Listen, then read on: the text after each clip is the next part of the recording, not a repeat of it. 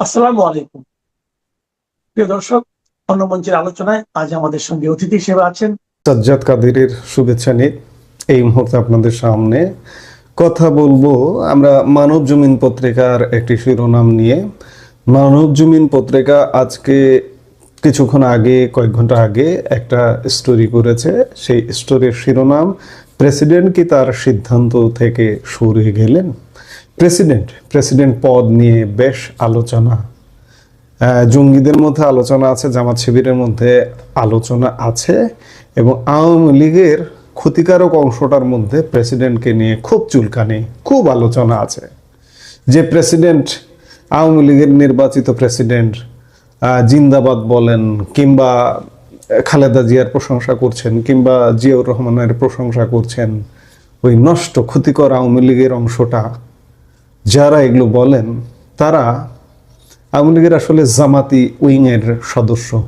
আমি দুই একজন খুব বিখ্যাত মানুষকেও দেখলাম, মানে তারা বিখ্যাত না, তারা কুখ্যাত। এই যে আওয়ামী লীগের সাবেক পররাষ্ট্রমন্ত্রী, রাষ্ট্রপতি এটা করতে পারতেন, ওটা করতে পারতেন, বিদেশে বসে প্রেসক্রিপশন দিতেও দেখলাম। আমি দুই এক লাইন দেখেছি, বিস্তারিত এত দেখিনি।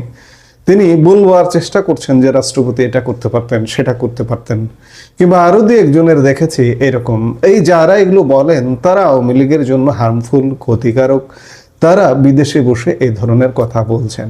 কিন্তু আওয়ামী লীগের রাষ্ট্রপতি যদি পদে থাকেন, আগামী 6 মাস 1 বছরের মধ্যে দেশে যদি আর একটা ক্রাইসিস তৈরি হয়, ক্রান্তিকাল তৈরি হয়, তাতে বেনিফিট কে পাবে?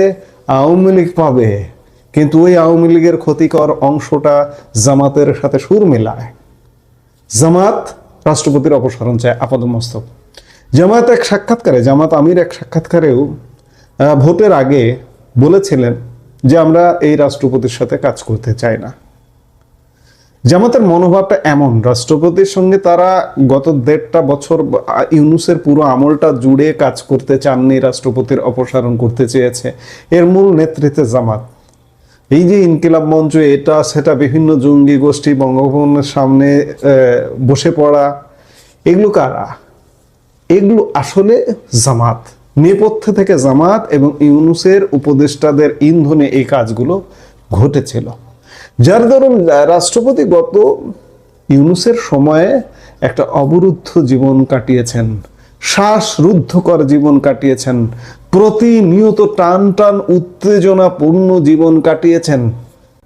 তিনি কতটা ক্রান্তিকাল পার করেছেন, তার পরিবারের সদস্যদের সব সময় একটা আতঙ্ক কাজ করতো, একটা আতঙ্ক ফিরতো যে বঙ্গভবনও কি সেই গণভবনের পরিণতি হবে? প্রধানমন্ত্রী শেখ হাসিনা অন্ততপক্ষে জীবিত আছেন, জীবিত থেকে তার সম্পদ, তার সংসার, তার যা কিছু ছিল সব ছেড়ে এক কাপড়ে বেরিয়ে যেতে হয়েছে, কিন্তু জীবনটা বেঁচে ছিল। কিন্তু রাষ্ট্রপতি এবং রাষ্ট্রপতির পরিবারের মধ্যে একটা আতঙ্ক ছিল, আমাদের জীবনটা কি বাঁচবে? এমন আতঙ্কের মধ্য দিয়ে তার প্রত্যেকটা দিন গেছে। সেই আতঙ্কিত মানুষটা তারপরেও বাংলাদেশকে আগলে রেখেছিলেন। তিনি কোনো কারণে অপসারিত হতেন বা কোনো কারণে একটা অঘটন ঘটতো, কিংবা তাকে বিদেশে যাবার প্রলোভনে তিনি বিদেশে চলে যেতেন, তাহলে বাংলাদেশের কি হতো? আমি বারবার এই কথাটা রিপিট হয়ে যাচ্ছে।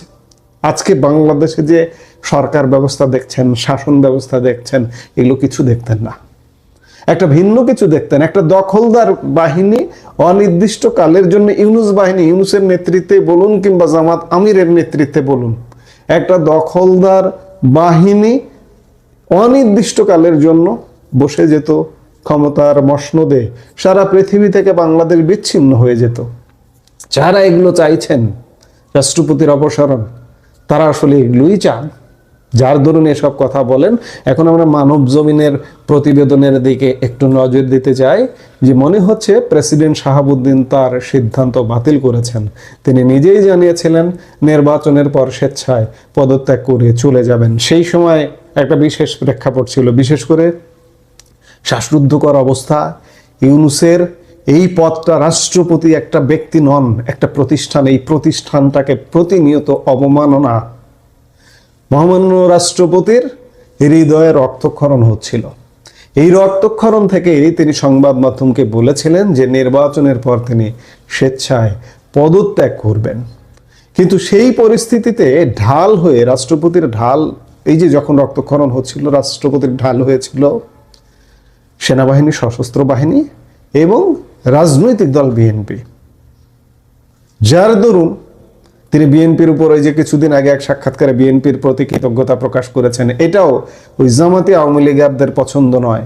সশস্ত্র বাহিনীর উপর কৃতজ্ঞতা প্রকাশ করেছেন, এটাও জামাতি আওয়ামী লীগারদের পছন্দ নয়। জামাতি আওয়ামী লীগাররা আসলে আওয়ামী লীগের তো ভালো চায় না। এমনকি এখনো পর্যন্ত ষড়যন্ত্র আছে যে আওয়ামী লীগ কোনোভাবে উঠে দাঁড়াক, যেন দাঁড়াতে না পারে। পেছন থেকে টেনে ধরার নানা রকম ষড়যন্ত্র এখনো পর্যন্ত বিদ্যমান। আওয়ামী লীগ তো প্রাসঙ্গিক, আওয়ামী লীগকে তো বাংলাদেশ চায়, বাংলাদেশের মাটি এখনো আওয়ামী লীগ করে। এই যে দীর্ঘ 1.5 বছরের বেশি সময় হয়ে গেছে, আওয়ামী লীগের কোনো হ্যাতচ্যাত কেন নেই? ওই জামাতি অংশ এখনো পর্যন্ত, আর আসলে সেইভাবে তো সুসংগঠিত কোনো কর্মকাণ্ড নেই। যতটুকু কর্মকাণ্ড আছে অনলাইনে বলুন, আওয়ামী লীগের সোশ্যাল মিডিয়া বলুন, যেটা বলুন সেটা বলুন, যতটুকু আছে এটা এখনো পর্যন্ত জামাতিদের প্রভাবান্বিত। যার কারণে এই যে স্টাইলে কাজ চলছে, এই স্টাইলে কাজ করে আওয়ামী লীগের ফেরাটা কঠিন ব্যাপার। তবে আমরা আশার জায়গায় আছি, আওয়ামী লীগ অবশ্যই ফিরবে। এখন হয়তো খানিকটা টাইম পাস, সেই টাইম পাস থেকে অবশ্যই কার্যক্রমে ফিরবে। সেই কাজও চলছে, সেটা নানাভাবে চলছে। এত বিস্তারিত না বললেও বলি যে সেই কার্যক্রম আছে, সেই কার্যক্রমের পথে আছে। আওয়ামী লীগ ফিরবেই। আমরা রাষ্ট্রপতি নিয়ে কথা বলছিলাম। রাষ্ট্রপতি যখন পদত্যাগ করার কথা বলেছিলেন, তখন নির্বাচন নিয়ে দেশে টান টান উত্তেজনা, কে জেতে কে হারে এই নিয়ে নানা হিসাব নিকেশ।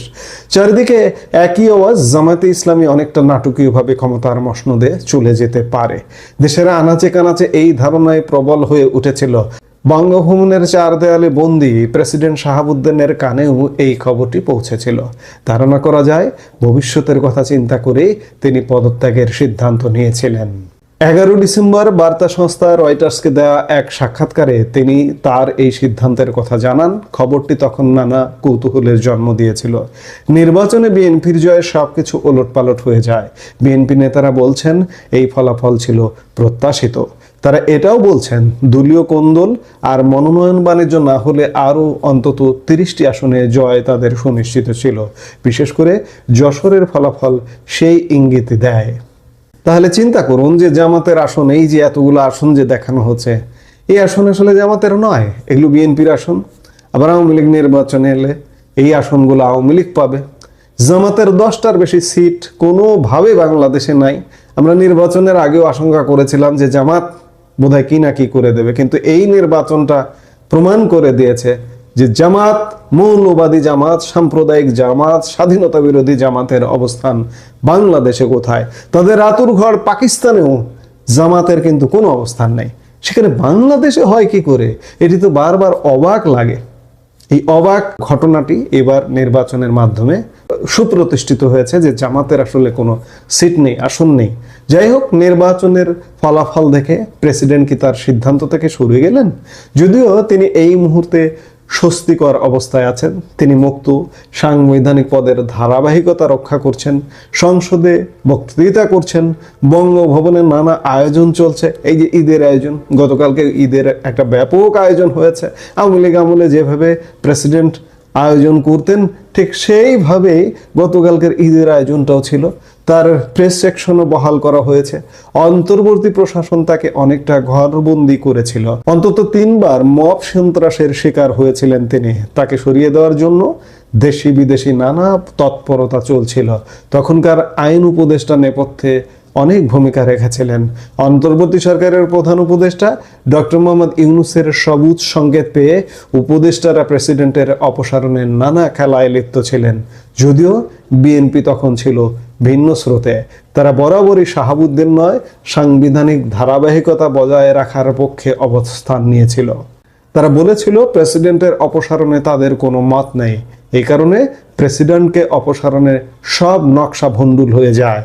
বিপ্লবী সরকারের চেষ্টাও ছিল এবং এই চেষ্টাটা এখনো জামাত জঙ্গি গোষ্ঠীর মধ্যে তীব্রভাবে আছে। ভেতরে ভেতরে তারা দাবার গুটি চালছে, দাবার গুটি সাজাচ্ছে, কিন্তু নতুন করে স্বপ্ন দেখছে। এই জন্য দেশের আপামর জনসাধারণ থেকে শুরু করে সরকারের সর্বোচ্চ নীতি নির্ধারণী পর্যায়ে পর্যন্ত সচেতন থাকতে হবে, সতর্ক থাকতে হবে। জামাত যাতে কোনোভাবে সফল না হয়। পর্দার আড়ালের এক রহস্য পুরুষের ইন্ধনে বার কয়েক মব সন্ত্রাস চালানো হয়, সেই পুরুষ এখনো ধরাছোঁয়ার বাইরে। নির্বাচনে প্রশাসনিক কুয়ের চেষ্টা সফল না হলেও কোনো কোনো অঞ্চলে তা বেশিরভাগ ক্ষেত্রেই কার্যকর ছিল, এমনটি বলা হচ্ছে। প্রেসিডেন্ট শাহাবুদ্দিন নির্বাচনের ফলাফল দেখে যার পর নেই খুশি হয়েছেন। ফলাফলটা যদি ভিন্ন হতো তবে তাকে অপমানিত হয়ে বিদায় নিতে হতো, যেটা তিনি রয়টার্সকে বলতে কসুর করেননি। নতুন প্রেসিডেন্ট নির্বাচনে ক্ষমতাসীন বিএনপির আপাতত কোনো তাগিদই দেখা যাচ্ছে না। তারা সাংবিধানিক ধারাবাহিকতা রক্ষার কথা বলছেন, যে কারণে কে প্রেসিডেন্ট হচ্ছেন বা কাকে বানানো হচ্ছে তা নিয়ে কোনো জল্পনা কল্পনা নেই। আওয়াজ নেই পার্টির ভেতরে এবং বাইরে। রাজনৈতিক পর্যবেক্ষকরা বলছেন, সঠিক সময়ে সঠিক সিদ্ধান্ত না নিলে ভিন্ন পরিস্থিতি তৈরি হয়। এটা নতুন করে বলার কিছু নেই। যাই হোক, আপাতত এটি অন্ততপক্ষে পরিষ্কার যে প্রেসিডেন্ট থাকছেন সাংবিধানিক ধারাবাহিকতা রক্ষায়। প্রেসিডেন্টের মেয়াদ 2028 সালের 23শে এপ্রিল পর্যন্ত। প্রেসিডেন্ট তো থাকারই কথা, এটি তো স্বাভাবিক, এটি তো রেওয়াজ। বাংলাদেশের কোনো প্রেসিডেন্টকে কি ফোর্স করে অপসারণ করা হয়েছে? অভিশংসনের ইতিহাস আছে? বাংলাদেশের কোনো প্রেসিডেন্টকে অভিশংসন করা হয়নি। রিজাইন দেওয়ার ব্যাপার আছে, যেমন বিএনপির নিজের প্রেসিডেন্ট নিজেই বদরুদ্দোজা চৌধুরী রিজাইন দিতে বাধ্য হয়েছিলেন, তেমনটা আছে। কিন্তু তেমন পরিস্থিতি তো হয়নি। দলীয় প্রেসিডেন্ট, এক দলের প্রেসিডেন্ট আরেক সরকারের আমলেও মেয়াদ পূরণ করেছেন। এর আগে আমি একাধিক উদাহরণ দিয়েছি। কাজেই বর্তমান প্রেসিডেন্টও মেয়াদ পূরণ করুন কিংবা তার সিদ্ধান্তে তিনি পরিবর্তন আনুন, সেটি স্বাভাবিক। কারণ বিএনপি থেকে তার প্রতি যদি কোনো চাপ না থাকে, চাপ যদি না দেওয়া হয়, আর প্রেসিডেন্ট কেন চলে যাবেন নিজে থেকে? প্রেসিডেন্ট যে এই যে 1.5 বছর বাংলাদেশকে আগলে রেখেছিলেন, দুঃসময়ে থাকবেন, সুসময়ে থাকবেন না, এখন তো সুসময়।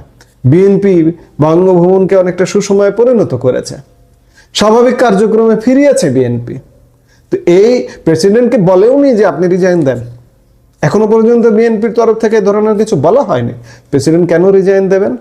জামাত বলছেন বা জামাতে আওয়ামী লীগেররা বলছেন, আপনাদের কথায় কেন প্রেসিডেন্ট রিজাইন দেবেন? আপনারা যারা বলেন তারা আওয়ামী লীগের জন্য ভালো কিছু চান না।